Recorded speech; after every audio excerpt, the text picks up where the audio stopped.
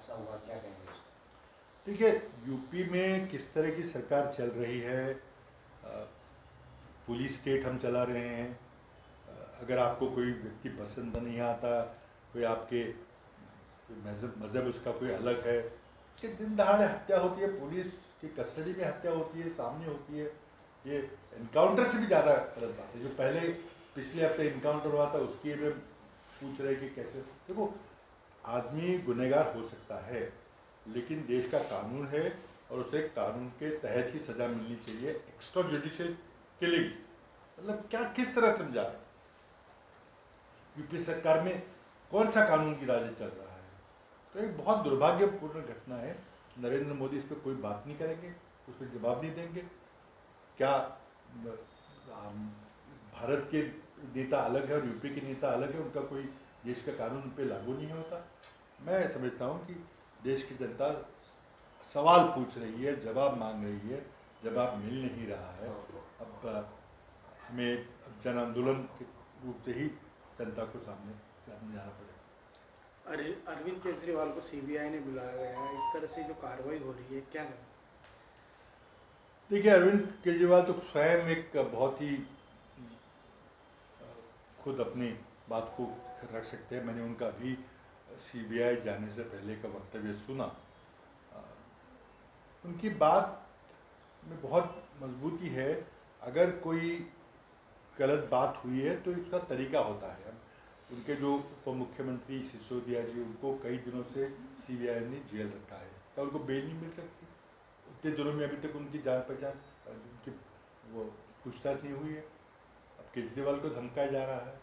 मैं समझता हूँ कि ये जनतंत्र को दबाने की कोशिश हो रही है। कोई भी मुख्यमंत्री सुरक्षित नहीं है, कोई भी राजनेता सुरक्षित नहीं है, सब पे दबाव डाला जा रहा है। हमारे महाराष्ट्र में देखा तो एक पूर्व मंत्री के घर रोज ईडी जा रही है, कुछ और मंत्री भी टारगेट पे हैं, और अफवाहें फैलाई जा रही है कि कोई भी विपक्ष में नहीं रह सकेगा, उसे काम नहीं करने दिया जाएगा, उसे ईडी सीबीआई डीआरआई के जांच का सामना करना पड़ेगा, उसको बिना बात के जेल डाला जाएगा, उसकी आवाज़ बंद की जाएगी। बहुत ही भयानक हम पुलिस स्टेट की ओर अग्रसर हो रहे हैं, और मैं समझता हूँ कि जनता को ही सवाल पूछने पडेंगे मोदी सरकार से। सर, तुम्ही शिस्तपालन समितीचे अध्यक्ष आहे। पुलवामाच्या संदर्भामध्ये त्यांनी प्रश्न उपस्थित केलेले होते, किंवा काही त्यांच्या म्हणण्यानुसार फॅक्ट्स त्यांनी शेअर केले की एअरक्राफ्ट असतं मागितलं गेलेलं होतं, ते दिलं गेलं नाही, आणि त्यानंतर त्यांनी इंटरव्हेन करायचा प्रयत्न केला राज्यपाल म्हणून, एअरक्राफ्ट द्यावं म्हणून, तर त्यांना शांत बसवण्यात आलेलं होतं। इतकं सगळं होऊनही काँग्रेसकडून त्याच्यावरती कुठलीच प्रतिक्रिया, आंदोलन असं काही होताना दिसत नाही। मूळ विरोधी पक्ष जो आहे तोच थंड्या बस्त्यामध्ये, त्याच्यामुळे सत्ताधाऱ्यांनाही फारसं काही वेगळं करावं लागत नाही, अशी टीका काँग्रेसवरच होते। भाजपकडून टीका होणारच, ती अपेक्षित आहे। पण तुम्ही म्हणताय ते खरं नाही। काल काँग्रेसने अखिल भारतीय AICCने अखिल भारतीय पातळीवर एक पत्रकार परिषद घेऊन काँग्रेसची भूमिका स्पष्ट केली होती।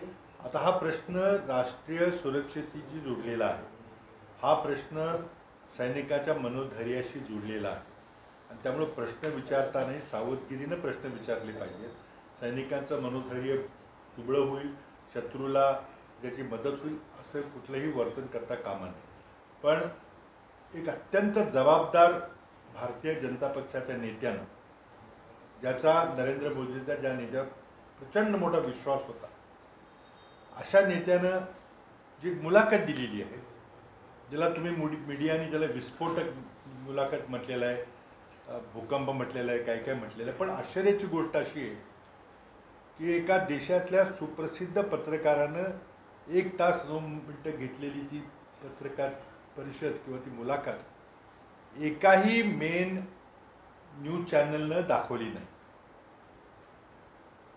फार महत्त्वाची गोष्ट आहे, एकाही राष्ट्रीय वर्तमानपत्राची एक ओळ बातमी छापलेली नाही। म्हणजे मला वाटतं की नरेंद्र मोदी सरकारच्या 9 वर्षाच्या कालखंडामध्ये इतकी विस्फोटक मुलाखत, आणि विशेषतः भारतीय जनता पक्षाच्या एका मोठ्या नेत्याकडून, ज्या नेत्यावर नरेंद्र मोदी यांचा प्रचंड विश्वास होता, त्यांना 4 राज्याचं राज्यपाल देण्यात आलं, त्या नेत्याच्या मुलाखतीला ब्लॅकआउट केलं जातं, या म्हणजे देशात कशा प्रकारचं मीडिया स्वातंत्र्य आहे, देशामध्ये कशा प्रकारची लोकशाही आहे, हे अधोरेखित होतं. आता प्रश्न राहिला की आंदोलन केलं पाहिजे का. मला वाटतं साधा प्रश्न आहे की मोदी जवाब दो, इतके प्रश्न उपस्थित झालेले आहेत. आता त्यामध्ये थोडंसं मी सुधारणा करेन आपल्या प्रश्नामध्ये, की आपण बोलला की तत्कालीन जम्मू काश्मीरचे राज्यपाल सत्यपाल मलिक यांनी विमानं मिळवायचा प्रयत्न केला. ते खरं नाही आहे. त्याचं म्हणणं असं होतं की मला जर विचारलं असतं तर मी प्रयत्न केला असता, पण विमानाची सोय केली गेली नाही. पण ते जे बोलत आहेत त्यातलं आपण जर त्याचा प्रतितार्थ जर काढला तो अत्यंत गंभीर आरोप आहे. आता तो आरोप जास्त स्पष्टपणे करणं हे एक भारताचा नागरिक म्हणून सुद्धा तुमची जीभ अडखळते की आपण किती काय ह्याच्याबद्दल स्पष्टीकरण विचारायचं आधी. पण म्हणून आमचा एकच प्रश्न आहे की मोदी जबाब दो. त्यामध्ये मोदी जबाब दो अदानीबद्दल, मोदी जबाब दो पुलवामाच्या हल्ल्याबद्दल. आज राज्यपाल माजी राज्यपाल म्हणतात की आमची बेपर्वाईमुळे घडलं. 40 जवानाचा नाहक मृत्यू केला. त्यांना 13 वेगवेगळे गुप्तहेर खात्याचे इंटेलिजन्सचे इनपुट होते की अशा प्रकारचा गंभीर हल्ला होणार आहे. तरीही 1000 CRPच्या जवानांना जम्मू ते श्रीनगर रोडनी पाठवण्यात आलं. 80 ट्रकमधून पाठवण्यात आलं, 80 गाड्यामधून पाठवण्यात आलं. आणि जे 4 वर्ष चौकशी चालू आहे, मोदी जबाब दो या चौकशीचं काय झालं? त्यातून काही अप्रिय सत्य बाहेर आलेलं आहे का? ते तुम्ही दाबायचा प्रयत्न करताय का? आणि मोदींची ती मुलाखत त्या एका विदेशी डॉक्युमेंटरी करता घेतली गेली त्याबद्दलची प्रश्नचिन्ह उपस्थित झालेले आहे. मी पंतप्रधान कार्यालयामध्ये काम केलेलं आहे. आज भारत एक न्यूक्लिअर पॉवर आहे. भारताचे पंतप्रधान हे कुठल्याही कम्युनिकेशन शिवाय ते कुठेतरी गेले होते अनेक तासाकरताही विश्वासाचं वाटत नाही. आणि नंतर मग असं म्हटलं जातं की त्या कॉर्बेट पार्कमधनं नरेंद्र मोदी बाहेर आले, एका ढाब्यावर गेले आणि ढाब्यावरून त्यांनी फोन केला. ढाब्यावर फोन करताना ढाब्यावाल्याकडं राज्यपालांचा नंबर होता का? नरेंद्र मोदींना सगळ्या राज्यपालांचे नंबर पाठ आहेत का? कसं काय, म्हणजे कोण सांगते काय सांगते, याची विश्वास बसू शकेल का आपल्याला? त्यामुळे फार गंभीर राष्ट्रीय सुरक्षेचे प्रश्न आहे. तर माझा यामध्ये एक प्रतिप्रश्न आहे आणि तो प्रतिप्रश्न नरेंद्र मोदींना नाही आहे. कारण नरेंद्र मोदींना जबाब दो आम्ही म्हणतोय, ते देणार नाहीत मला माहिती आहे. माझा प्रश्न आज इथं नागपूरच्या भूमीमध्ये मी आलेलो आहे. माझा प्रश्न RSSला आहे. तुम्हाला हे सगळं मान्य आहे का?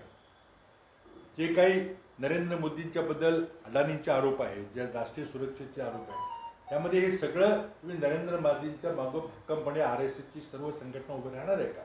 तरी काहीच चुकीचं केलं नाही अशी तुमची भूमिका असेल का? आणि हे तुम्ही डोळ्यात डोळा घालून तुमच्या RSSच्या स्वयंसेवकांना कार्यकर्त्याला सांगू शकाल का की नरेंद्र मोदींना काही प्रश्न विचारू नका? आज दुर्दैवी गोष्ट आहे की नरेंद्र मोदींच्या मंत्रिमंडळामधले अनेक ज्येष्ठ सहकारी बुक गिळून गप्प बसलेले आहेत. आणि त्यांनाही माझा प्रश्न आहे की तुम्ही या सगळ्या परिस्थितीकडे कशा प्रकारे पाहता? आज यापूर्वी इंदिरा गांधी असतील, आणीबाणी त्यावेळेला आली होती, त्यावेळेला काँग्रेस पक्षातल्या काही लोकांनी काही भूमिका घेतली होती. आज भारतीय जनता पक्षाच्या ज्येष्ठ नेत्यापैकी एका नेत्याने भूमिका घेतलेली आहे. सत्यपाल मलिक हे आजही भारतीय जनता पक्षाचे एक ज्येष्ठ नेते आहेत. त्यांनी भूमिका घेतलेली आहे. इतर भारतीय जनता पक्षाचे ज्येष्ठ नेते, त्यातले काही माजी राष्ट्राध्यक्ष, पक्षाचे अध्यक्ष असतील किंवा सिनियर कॅबिनेट मंत्री असतील किंवा इतर नेते असतील, ते काही यामध्ये भूमिका घेणार आहेत का? ते काही प्रश्न विचारणार आहेत का? का नरेंद्र मोदी यांच्या हुकुमशाहीला ती इतके घाबरलेले आहेत की त्यांची बोलती बंद झालेली आहे? अत्यंत देशाच्या करता अत्यंत दुर्दैवी घटना आहे. देशाच्या राजकारणाकरता दुर्दैवी घटना आहे. हा काँग्रेस BJPचा प्रश्न नाही, देशाचा प्रश्न आहे. सध्या असं आहे की शिस्तपालन समितीनं त्यांना एक कारणे दाखवा नोटीस पाठवली होती. कदाचित त्यांनी ती प्रकट देखील केली होती. त्यामध्ये काही प्रश्न विचारले होते, ते उत्तर आम्हाला आलेलं आहे. तर उत्तर आल्यानंतर शिस्तपालन कमिटीची बैठक 1-2 दिवसात होईल. तर पर्सनली भेटता आलं नाही तर मी झूमवर भेटू. पण आता या गडबडीमुळे शक्य आहे. 1-2 दिवसामध्ये आम्ही त्या पत्रावर विचार करून आमचा निर्णय करू. वैद्यमठ सभेमध्ये राष्ट्रवादी आणि ठाकरे गट एक संघ दिसतो, मात्र काँग्रेसमध्ये ती एक संघपणा दिसत नाही. आज नितीन राऊत जे पालकमंत्री राहिलेले आहेत ते स्वतः वज्रमूठ सभेपासून दूर आहेत. त्यांचा दौरा दुसऱ्या जिल्ह्यामध्ये आहे. अनेक नेत्यांची नाराजी आहे, काही आमदार गैरहजर राहणार आहे. नेमकं काय चाललं सध्या नेमकं काँग्रेसमध्ये? असं आहे की आज राज्यामध्ये बऱ्याच ठिकाणी सहकारी निवडणुका चालू आहेत.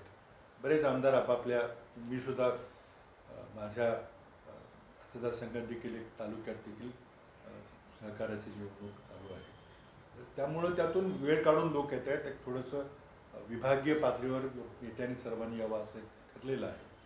परंतु ह्या महाविकास आघाडीचे घटक आहेत किंवा महाविकास आघाडीची जी आमची एकजूट आहे त्यामध्ये कुठेतरी वैफल्य आहे असं दाखवायचा प्रयत्न विरोधी पक्षाकडून किंवा सत्ताधारी पक्षाकडून चाललेला आहे. तर त्यात काही फार काही लक्ष देण्याची गरज नाही. व्यासपीठावर सर्वांनी यावं, कारण ती छोटी फोटो ऑपॉर्च्युनिटी असेल, सर्वांना काही बोलता येणार नाही. पण एक आम्ही सर्व महाविकास आघाडीमध्ये भाजप सरकारला राज्यातून देशातून त्याची हकालपट्टी करण्याकरता कटिबद्ध आहोत हे आम्हाला या सभेतून दाखवायचं. महाविकास आघाडीमध्ये एकवाक्यता आहे असं दिसत नाही. अजित पवार आताच म्हणाले की सरकार जे शिंदे फडणवीस सरकार जे आहे ते स्थिर आहे आणि राष्ट्रवादीचा कल कुठेतरी केंद्रामध्ये पण जे अनेक असेल ते सपोर्ट करताना दिसत आहे. नाही, राष्ट्रवादीबद्दल मी काही बोलणार नाही. ते आमच्याबरोबर आहेत. आजच्या सभेमध्ये त्यांचे वक्तव्य होतील आणि ज्या स्पेक्युलेटिव्ह बातम्या आहेत त्या मुद्दाम आमच्यामध्ये फूट पाडायचा प्रयत्न करण्याकरता पेरल्या जात आहेत. त्यामुळे त्याकडे काही फार लक्ष द्यायची काही गरज नाही. अजित दादा अमित शहांना भेटले अशी आता ही त्याबद्दल आपण चर्चा केली. अशी बातमी एका वर्तमानपत्रात मी देखील वाचली. पण ही स्पेक्युलेटिव्ह बातमी आहे. त्याबद्दल कोणी अधिकृत कोणी काही सांगितलं तर आपण निश्चित त्याच्यावर विचार करू. देखो, कर्नाटक में कांग्रेस चुनाव जीत रही है. जिस तरह से भाजपा में भगदड़ मची हुई है, एक मुख्यमंत्री को टिकट देने से उन्होंने मना कर दिया, वो मुख्यमंत्री पार्टी छोड़ दिए हैं. एक उप मुख्यमंत्री को टिकट नहीं दिया, पूर्व उप मुख्यमंत्री को, तो पार्टी छोड़ के कांग्रेस के उम्मीदवार बन गए हैं. कई सारे लोग भाजपा छोड़ के कांग्रेस के टिकट मांगने की कोशिश कर रहे हैं. कांग्रेस में भी इतनी भीड़ बनी हुई कि अंतिम हमारी भी सूची नहीं निकली है. तो कर्नाटक में तो कांग्रेस चुनाव जीत रही है, उसमें कोई दो और बार नहीं. इसका दो कारण है. एक तो कांग्रेस में एक मुख्यमंत्री पद के दावेदार कुछ हो सकते हैं, लेकिन पहले सत्ता में आना आवश्यक है, इस भावना से कांग्रेस के नेता चुनाव लड़ रहे हैं. और उतने ही तेजी से भाजपा में भगदड़ मची हुई है. अब भाजपा का बचाव का एक ही रास्ता है कि जो तीसरा वहाँ पे दल है जेडीएस, उसे पूरी रसद वगैरह दे के उसको कांग्रेस की सीटें कम कराने की कोशिश करें, ताकि कांग्रेस को एब्सोल्यूट मेजॉरिटी ना आ सके. ये भाजपा की कोशिश है. लेकिन मेरे पूरे दावे से आपको बता सकता हूँ, क्योंकि मैं भी कुछ साल कर्नाटक का प्रभारी था 2009 के. अब मैं थोड़ा जानता हूँ, आजकल मैं संपर्क में नहीं हूँ, लेकिन जो खबरें आती है कर्नाटक एक सीमा प्रदेश, हमारा कई सारा हिस्सा कर्नाटक से लगा है, रिश्तेदारी है. कर्नाटक में कांग्रेस की सरकार बन रही है. उस पर कोई भी शंका आशंका की कोई जगह नहीं. राहुल गांधी की जो यात्रा निकली थी उससे इससे कुछ फर्क पड़ेगा? जी? राहुल गांधी की जो यात्रा निकली थी उससे पूरे देश में एक माहौल बना है. कांग्रेस से रिचार्ज हुई है, पूरा नया उत्साह भरा है. और उसका जो दूसरा चरण है, जैसे हाथ से हाथ जोड़ो यात्रा या कुछ और चीज़ें हैं, तो उससे हम डोर टू डोर जाकर लोगों से मिल रहे हैं, चार्जशीट पेश कर रहे हैं भाजपा सरकार की ओर से. जो बेरोजगारी है, किसानों के मुद्दे हैं, महंगाई है, जो कंपनियां बेची जा रही है, और सबसे अहम मुद्दा जो अदानी और मोदी के जो संबंध के बारे में जो प्रश्न खड़ा हुआ है, उसके बारे में सवाल लोगों तक पहुंचा रहे हैं. और लोगों में बहुत संबंध है. पहली बार लोग अब सवाल पूछने लगे हैं कि ये क्या चला है, क्या, जैसे केजरीवाल जी ने कहा है, क्या देश की बदतर हालत इसी कारण है कि देश के नेता बहुत ज़्यादा भ्रष्ट हैं. इसका जवाब तो देना पड़ेगा. ठीक है. Thank you. सर, महाविकास आघाडीची वज्रमूठ सभा होते आज, पण तुमच्यामधलं 3 पक्षांमधलं कोऑर्डिनेशन खरंच किती घट्ट आहे असा प्रश्न सतत विचारला जातो कारण काही पॉलिटिकल स्पेक्युलेशन्स येत आहेत. अजित पवार हे अमित शहांना भेटले, सुनील तटकरे आणि प्रफुल्ल पटेल त्यांच्यासोबत होते, अशी स्टोरी इंडियन एक्सप्रेसनं आज केली. आणि या चर्चा गेली 4-5 दिवस खूप जोरात सुरू आहेत. तुम्हाला तुमची माहिती काय, अशी काही खरंच घटना घडली आहे का? आणि महाविकास आघाडीमध्ये ती घट्ट आहे का महत्त्वाचं? आणि भाजप त्याच्यामध्ये काही सारखं ते फोडण्यासाठी काही प्रयत्न करते का? 2-3 गोष्टी आहेत. तुम्ही एका वर्तमानपत्राच्या बातमीची माहिती विचारली. तुमच्यासारखी मीही ती बातमी पाहिलेली आहे, वाचलेली आहे. तर खरंच अजित पवार दिल्लीला जाऊन अमित शहांना भेटले का नाही ते त्यांनाच विचारावं लागेल. हे स्पेक्युलेशन आहे. आणि त्यांना जर तसं काही कामाकरता गेले होते का काही राजकीय गोष्ट होती वगैरे, मुळात भेटले का नाही ह्याचं कोणीतरी खात्रीला एक स्पष्टीकरण दिलं पाहिजे. त्यामुळे ह्या स्पेक्युलेटिव्ह बातमीवर चर्चा करायचं काही कारण नाही. एक गोष्ट आपण जी पार्श्वभूमी पाहिली पाहिजे. महाविकास आघाडीच्या एकंदरीत जनाधाराचा आपण अंदाज घेतला. आता शिवसेनेचा उद्धव ठाकरे गटामध्ये किती लोक आहेत आणि शिंदे गटामध्ये किती आहेत याचा अंदाज आपण काढू शकतो, पण स्पष्टतेच्या आकडे माहिती नाही. पण तिघांची जर बेरीज केली तर शिंदे फडणवीस सरकारला किंवा भाजपला महाराष्ट्रामध्ये त्यांची काय गत होईल ही आता कल्पना आपल्याला काही पोटनिवडणुकांतून किंवा नगरपरिषदा निवडणूक यायला गेली आहे. आणि त्यामुळेच शिंदे फडणवीस सरकारला वर्षभरापेक्षा जास्त लांबलेल्या स्थानिक स्वराज्य संस्थांच्या निवडणुका घ्यायचं धाडस होत नाही. आणि म्हणून मग कुठंतरी या 3 पक्षामध्ये भगदाड पाडलं पाहिजे. भगदाड पाडता नाही तर मग काहीतरी स्पेक्युलेटिव्ह बातम्या सोडल्या पाहिजेत, एक संभ्रम निर्माण केला पाहिजे. मग काही सगळं काय आलबेल नाही आहे असं दाखवायचा प्रयत्न केला पाहिजे. याशिवाय शिंदे फडणवीस सरकारच्या हातात दुसरं काय आहे आता. त्यामुळं मला वाटतं की स्पेक्युलेशन जरी किती केलं तरी आज जनमानस कोणाकडं आहे. ज्या पद्धतीनं भाजपच्या सहकार्याने शिंदे गट बाहेर पडला आणि ज्या सरकारच्या वैधतेबद्दलच आज सर्वोच्च न्यायालयामध्ये एक प्रश्नचिन्ह उपस्थित आहे. सर्वोच्च न्यायालयाचा निकाल आज लागेल, उद्या लागेल, या महिन्याभरात लागेल. काही 5 न्यायाधीशापैकी 2 न्यायाधीश निवृत्त होणार, त्याच्या आधी तर नक्कीच लागेल. आणि त्यामुळं आता काही जर वेगळा प्रकार घडला त्यांच्या दृष्टीनं तर मग आता पर्याय काय म्हणून अटकली चाललेल्या आहेत. मला वाटतं अटकलीवर स्पेक्युलेशनवर विधान करणं योग्य नाही आहे. महाविकास आघाडीमध्ये फूट पाडायचा निखराचा प्रयत्न शिंदे फडणवीस सरकारचा चाललेला आहे, केंद्रातल्या भाजपचा चाललेला आहे.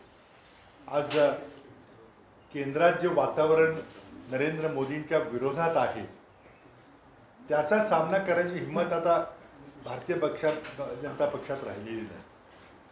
आणि म्हणून अशा प्रकारच्या वावड्या उठवणं, अशा स्पेक्युलेटिव्ह बातम्या देणं किंवा कदाचित प्रयत्न त्यांचा निश्चितच चाललेला आहे, ते आम्हाला जगजाहीर आहे. त्याला यश येईल असं मला वाटत नाही. कारण महाराष्ट्राचं जनमानस आज कुठल्या बाजूला आहे हे प्रत्येकाला कळतं. म्हणून या स्पेक्युलेशनमध्ये फार काही गुंतून न राहता जनतेच्या पुढचे जे प्रश्न आहेत त्या प्रश्नाचं सोडवणूक आपण कशी करणार आहोत, मोदी सरकारकडं शिंदे सरकारकडे उत्तरं आहेत का, हा खरा सवाल आहे. आजच्या वज्रमूठ सभेतून आम्ही तेच अधोरेखित करायचा प्रयत्न करणार आहे. सर, केंद्रीय पातळीवर सुद्धा बऱ्याच गोष्टी घडत आहेत.